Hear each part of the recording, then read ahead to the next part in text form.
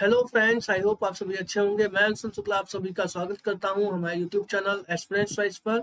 आज की इस वीडियो में हम यहां पर एक बेहतरीन टॉपिक जो कि आपको स्क्रीन पर दिखाई दे रहा होगा, इसको लेकर के चर्चा करने वाले हैं, जिसमें कि हम यहाँ पर ये जानेंगे कि आखिरकार ये जो बदलाव किए गए हैं वह हमारे लिए किस प्रकार से उपयोगी हैं और कितना सुरक्षित है। तो चलिए शुरू करते हैं आज का सेशन, आइए देखते हैं। जैसा कि आप सभी लोग जानते हैं कि हमारे देश के अंदर जो बैंकिंग सेक्टर है उसको आरबीआई यानी कि जिसे हम रिजर्व बैंक ऑफ इंडिया या फिर सेंट्रल बैंक ऑफ इंडिया के नाम से भी जानते हैं, उसके द्वारा रेगुलेट किया जाता है। तो आरबीआई के द्वारा अभी हाल ही में कुछ नए ऑप्शंस या कह लें हम नए चेंजेस किए गए हैं ऑनलाइन पेमेंट या फिर डिजिटल पेमेंट्स को लेकर के। तो चलिए यहाँ पर देखते हैं कि क्या हुआ है या किन चीजों को अब ऐड किया गया है। तो अब तक की होता क्या था, जैसा कि आप सभी लोग जानते हैं, अगर हमें डिजिटल पेमेंट या फिर ऑनलाइन पेमेंट करना होता था तो सबसे पहले हम क्या करते थे, क्यूआर कोड जो होता है उसको स्कैन करते थे, या फिर हमें जिस किसी व्यक्ति को भी पैसा भेजना होता था उसका जो अकाउंट डिटेल है या फिर मोबाइल नंबर जो होता था उसको हम फिल करते थे। उसके बाद में हमें जितना भी अमाउंट उसको भेजना होता था उसको अप्लाई करते थे, यानी जैसे 500 या 2000 या 10,000 जितना भी हमें उसको भेजना होता था उतना डालते थे, और उसके बाद में हम यूपीआई पिन जो है उसको अप्लाई करने के बाद, उसको सबमिट करने के बाद जब डन करते थे तो हमारा जो पेमेंट होता था वो हो जाता था। यानी अब तक की हम क्या करते थे कि अमाउंट वगैरह डालने के बाद, डिटेल अकाउंट होल्डर की डिटेल डालने के बाद यूपीआई पिन जो होता है हमारा उसको अप्लाई करते थे, तब जाकर के पेमेंट हो जाता था हमारा। ठीक, लेकिन अब इन चीजों को लेकर के प्रोसेस अभी भी वही रहेंगे कि हमें क्यूआर स्कैन करना है या फिर व्यक्ति की अकाउंट डिटेल वगैरह भरनी होंगी। लेकिन इन सब चीजों को करने के बाद अब क्या होने वाला है कि हम जो यूपीआई पिन डालते थे उनकी जगह पर दो नए ऑप्शंस को आरबीआई के द्वारा यहाँ पर इंक्लूड कर दिया गया है। यानी जो फाइनल सबमिशन वेरिफिकेशन के लिए जिन चीजों की आवश्यकता होती है ऑनलाइन पेमेंट या फिर डिजिटल पेमेंट को लेकर के, उनकी जगह पर यहाँ पर दो नए और ऑप्शंस जो है वो आरबीआई के द्वारा एप्स में इंक्लूड किए जाएंगे।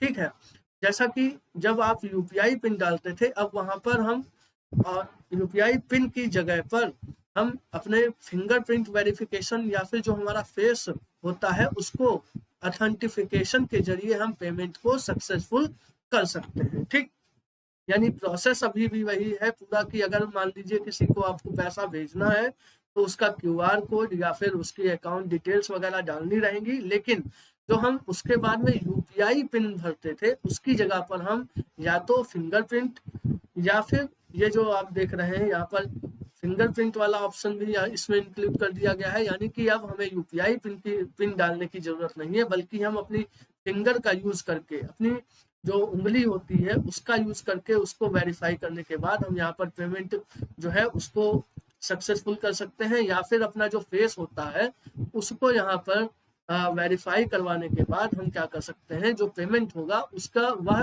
डन हो जाएगा। ठीक, तो इन दो नए ऑप्शंस का यूज यहाँ पर आरबीआई के द्वारा बदलाव में कर दिया गया है। यानी हम अगर किसी को डिजिटल पेमेंट करना चाहते हैं तो अब हम अपना यूपीआई ना डाल करके बल्कि अपने फिंगरप्रिंट के माध्यम से वेरिफिकेशन करवा करके या फिर अपने फेस के माध्यम से वेरिफिकेशन करवा करके क्या कर सकते हैं, उसको पेमेंट हम ट्रांसफर कर सकते हैं। ठीक, तो ये दो नए ऑप्शंस जो है हमारे ऑनलाइन पेमेंट या डिजिटल पेमेंट जो एप्स होते हैं उनमें ऐड कर दिए गए हैं।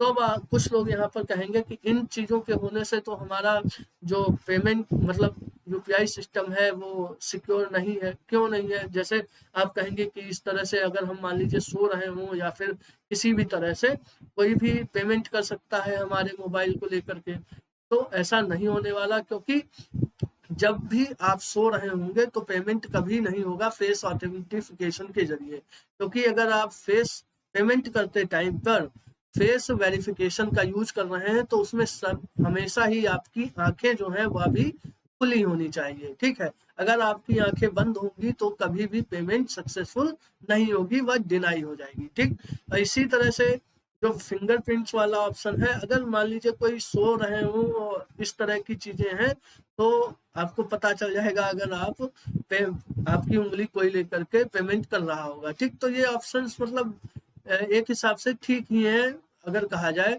बैंकिंग सेक्टर को लेकर के कि ये जो 2 नए ऑप्शंस इंक्लूड किए गए हैं आरबीआई के द्वारा, वह एक अच्छी पहल या एक अच्छा इनिशिएटिव हम यहाँ पर कर सकते हैं। क्यों? अगर आप देखते हैं कि अब कुछ लोग पूछेंगे ये आखिरकार ये अच्छा कैसे है? तो मान लीजिए कोई व्यक्ति जो है वह 2-3 यूपीआई अकाउंट जो है वह यूज़ करता है, ठीक? तो उसमें होता क्या है कि कभी-कभी हम भूल जाते हैं अगर हमारे पास 2-3 यूपीआई अकाउंट है कि कौन सा वाला यूपीआई पिन किस वाले यूपीआई पिन का है, ठीक? तो उसमें मान लीजिए हम कहीं पे खाना खा रहे हैं या कहीं पे कुछ हो गया, हमें पेमेंट करनी है, अब हम उसमें गलत पिन डाल रहे हैं बार-बार, तो उस वहाँ पर दिक्कतें आती हैं, ठीक?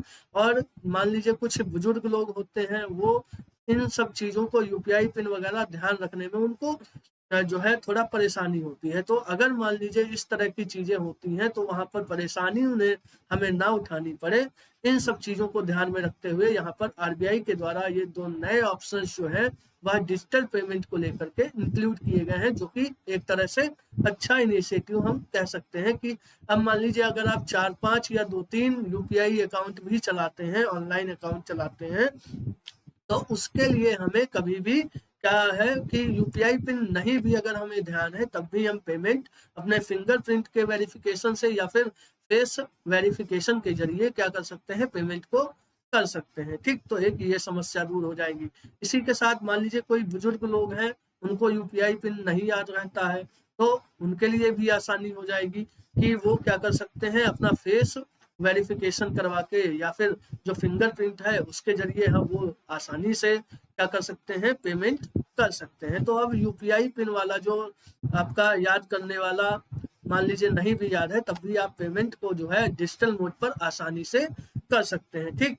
फिर आते हैं हम क्या, अगर देखते हैं कि इस बार इस साल में आरबीआई के द्वारा कई सारे बदलाव जो हैं वो किए गए हैं, उनको भी यहाँ पर हम देखते हुए चलेंगे। इसी के साथ जैसे यूपीआई से जुड़े हुए नए बदलाव, यूपीआई से जुड़े हुए नए बदलाव क्या है कि एटीएम से जो आप कैश विड्रॉल करते थे, तो अब तक की क्या होता था कि हमें एटीएम से जो एटीएम वाला पिन होता था, ठीक है, उसको डालना पड़ता था, तब जाकर के हम क्या करते थे, या फिर एटीएम कार्ड जब हम निकालते थे तो एटीएम कार्ड लगा करके ही हम एटीएम से कैश निकाल सकते थे। लेकिन अब क्या होता है, अब एटीएम की जो मशीन होती है उसके स्क्रीन पर क्यूआर कोड आ जाता है और आप क्यूआर कोड के जरिए उसको स्कैन करके अपने यूपीआई पिन का इस्तेमाल करते हुए या फिर यूपीआई पिन या फिंगरप्रिंट का इस्तेमाल करते हुए अब आप के एटीएम से भी पैसों को विड्रॉल कर सकते हैं या फिर निकाल सकते हैं। फिर आता है यूपीआई पिन को रीसेट करना। पहले क्या होता था कि जो यूपीआई पिन रीसेट करना होता था उसके लिए हम जो हमारा अकाउंट का फ़ोन नंबर है उस पर फ़ोन नंबर जो हमने अपने अकाउंट में लगाया हुआ होता था उसमें ओटीपी आता था, ठीक है? उसके बाद में कई थोड़ा ये जो प्रोसेस था ओटीपी वगैरह वाला वो थोड़ा टफ पड़ जाता था। लेकिन अब क्या किया है आरबीआई के द्वारा, अब ये किया गया है कि आप यूपीआई पिन को अगर आप चेंज करना चाहते हैं तो वेरिफिकेशन केवल आपका फिंगरप्रिंट रहेगा, ठीक? फिंगरप्रिंट लगा करके आप क्या कर सकते हैं, अपने यूपीआई पिन को चेंज कर सकते हैं, ठीक है? और ये फिंगरप्रिंट ऑथेंटिफिकेशन आपका किससे होगा? ये फिंगरप्रिंट ऑथेंटिफिकेशन आपका जो आधार वाला होता है उसके जरिए आसानी से हो जाएगा। इसी के साथ-साथ आधार आधारित पहचान, यानी कि जो यूपीआई वगैरह जो बैंकिंग के काम है वो आपके अब जो आधार वेरिफिकेशन के जरिए या आधार ऑथेंटिफिकेशन के जरिए आप आसानी से पेमेंट को कर सकते हैं, ठीक? इसी के साथ-साथ बायोमेट्रिक से भुगतान, यानी वही चीज़ है कि जो अभी आपने 2 ऑप्शंस देखे नए कि फिंगरप्रिंट या फिर फेस ऑथेंटिफिकेशन या फेस वेरिफिकेशन के जरिए आप ऑनलाइन पेमेंट डिजिटल मोड पर कहीं भी पेमेंट कर सकते हैं। इसके लिए आपको सिम कार्ड या फिर यूपीआई पिन की आवश्यकता नहीं पड़ेगी। तो इस प्रकार के जो नए बदलाव किए गए हैं ये काफ़ी ज़्यादा सुरक्षित और सहज हो जाएँगे। यानी कि आपको इससे यूपीआई पिन ध्यान रखने की अगर बाय चांस मान लीजिए आप भूल गए हैं, तो उसमें यहाँ पर आपको अटकना नहीं रहेगा, बल्कि आप फिंगरप्रिंट या फिर फेस रिकॉग्नाइजेशन या फिर वेरिफिकेशन के ज़रिए यहाँ पर पेमेंट को कर सकते हैं। अब आते हैं यहाँ पर कुछ चीज़ें जान लेते हैं कि आखिरकार ये यूपीआई क्या है, यूपीआई सिस्टम क्या है और इसको कौन रेगुलेट करता है। वैसे तो बैंकिंग सेक्टर को पूरी ही तरह से आरबीआई के द्वारा रेगुलेट किया जाता है, जिसे हम क्या कहते हैं, रिजर्व बैंक ऑफ इंडिया, इसका फॉर्मेशन तो आप सभी लोग जानते हैं, कई बार बताया जा चुका है कि 1 अप्रैल 1935 को किया गया था, ठीक है। और इसका हेडक्वार्टर जो होता है वह मुंबई में आपको मिल जाएगा, आरबीआई का। और प्रेजेंट टाइम में जो आरबीआई के गवर्नर अगर आपसे पूछ लिए जाए तो आरबीआई के गवर्नर प्रेजेंट टाइम में कौन हो जाएंगे, संजय मल्होत्रा जी हो जाएंगे यहाँ पे। संजय जी जो है या संजय मल्होत्रा जी जो है ये 26 यानी 26वें नंबर के आरबीआई के प्रेजेंट टाइम के गवर्नर है। अब जो यूपीआई या फिर डिजिटल पेमेंट्स होते हैं वह किसके द्वारा रेगुलेट किए जाते हैं, तो आरबीआई के अंडर में ही एक ऑर्गेनाइजेशन है एनपीसीआई, जिसे हम नेशनल पेमेंट कॉर्पोरेशन इंटरफेस के नाम से जानते हैं। इनके द्वारा हमारे देश की जो डिजिटल पेमेंट्स है या जो जितना भी यूपीआई वगैरह का काम है वो सब कुछ इसी के अंदर में किया जाता है, एनपीसीआई के अंदर में। यानी डिजिटल मोड और रुपे कार्ड जो हम यूज करते हैं वो सब कुछ रेगुलेट एनपीसीआई करता है। इसका फॉर्मेशन 2008 में हुआ था और इसके जो प्रेजेंट टाइम के सीईओ अगर आपसे पूछ लिए जाए या एमडी अगर आपसे पूछ लिए जाए वह दिलीप जी हो जाएंगे, ठीक है। तो ये चीजें पूछी जा सकती हैं आपसे, या इन चीजों को ध्यान रखिएगा कि एनपीसीआई जो है वह आरबीआई के अंदर में काम करता है, ठीक। और 2008 में इसकी फॉर्मेशन या स्थापना हुई थी। प्रेजेंट टाइम में इसके हेड अगर पूछे जाए तो दिलीप जी हो जाएंगे, ठीक है। लेकिन एनपीसीआई के अंदर में जो यूपीआई होता है, जिसे हम यूनिफाइड पेमेंट इंटरफेस के नाम से जानते हैं, इसको 2016 में लॉन्च किया गया था। इसी के साथ में आपने एक ऐप चलाया होगा इंडिया का भीम ऐप, ठीक। इसको भी 2016 में ही ऑनलाइन ट्रांजैक्शन या फिर डिजिटल पेमेंट्स के लिए लॉन्च किया गया था, ठीक है।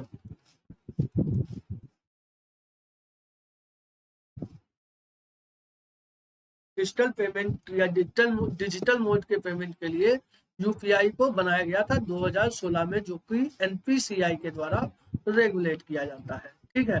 तो आज की यह जो हमारा सेशन है ये काफी ज्यादा इम्पोर्टेंट और जानकारी वाला है। आई होप आप सभी को इस चीज ऑनलाइन ट्रांजैक्शन को लेकर के चीजें क्लियर हो गई होंगी, और ये जो 2 नए ऑप्शंस जोड़े गए हैं आरबीआई के द्वारा उनके बारे में भी यहाँ पर आपको सही से समझ आ गया होगा। इसी के साथ साथ यहाँ पर एक चीज और मैं बता देता हूँ कि आखिर ये जो ऑनलाइन पेमेंट के अंदर जो 2 नए ऑप्शन अभी फिंगरप्रिंट और फेस रिकॉग्नाइजेशन वाले जोड़े गए हैं, इनके माध्यम से आप अभी केवल 5,000 तक की पेमेंट कर सकते हैं। यानी 5,000 रुपए तक की अगर आप पेमेंट या फिर इससे नीचे की पेमेंट आप करना चाहते हैं तो वह पेमेंट आप फेस ऑथेंटिफिकेशन या फिर फिंगरप्रिंट वेरिफिकेशन के जरिए कर सकते हैं। इससे ऊपर की अगर अभी आपको पेमेंट करनी है तो उसके लिए आपको यूपीआई पिन का यूज करना रहेगा। यानी 5,000 तक की जो आप पेमेंट करना चाहते हैं वह आप अभी केवल फेस रिकॉग्नाइजेशन वगैरह या जो 2 नए ऑप्शंस आरबीआई के द्वारा ऐड किए गए हैं उनके द्वारा कर सकते हैं। अगर आप 5,000 से ऊपर की ट्रांजैक्शन करना चाहते हैं तो अभी प्रेजेंट टाइम में उसके लिए आपको यूपीआई पिन की ही जरूरत रहेगी, ठीक है। तो यह था हमारा आज का सेशन। आई होप आप सभी को अच्छा लगा होगा। आप हमारे यूट्यूब चैनल को ज्यादा से ज्यादा सब्सक्राइब कीजिए और शेयर कीजिए। जय हिंद, जय भारत।